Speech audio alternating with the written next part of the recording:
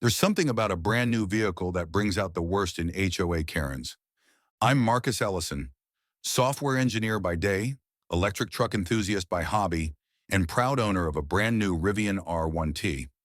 I bought my home in a quiet, suburban neighborhood just outside Boulder, Colorado. No nonsense community, wide driveways, and unfortunately, an HOA. That's where Karen Mansfield came in. Quite literally the dictionary definition of a Karen. Blonde bob, clipboard, nose permanently tilted upward, and a firm belief that her role as HOA vice president gave her more authority than the local sheriff. From day one, she was a thorn. She once fined me $25 for leaving my trash bins out 2 hours past the acceptable return window.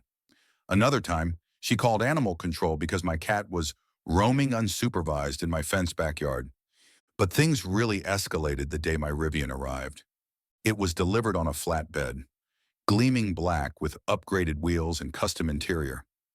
The truck hadn't been parked for 2 minutes before Karen was at the edge of my driveway, eyes squinting like she'd smelled something sour. "What's that?" she said, arms folded tight. "My truck," I replied.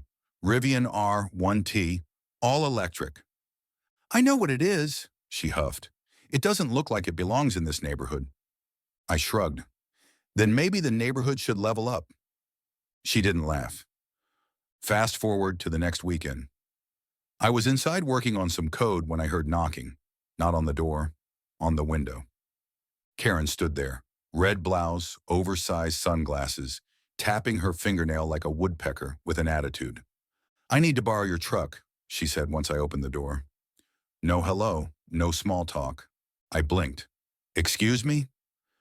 "For the HOA meeting next weekend, we're hosting a sustainability workshop, and your electric truck would make a fantastic showpiece." "You want to borrow my $90,000 truck for your PowerPoint presentation?" "Well, yes, it's for the community. Don't be difficult." I told her firmly, no, not today, not next week, not ever. I didn't even let my own brother drive the Rivian. Karen stormed off muttering about selfishness and community spirit. I figured that was the end of it. I figured wrong. 3 days later, I came home from a hardware run and saw something that made my blood boil. Karen in my driveway, inside my Rivian.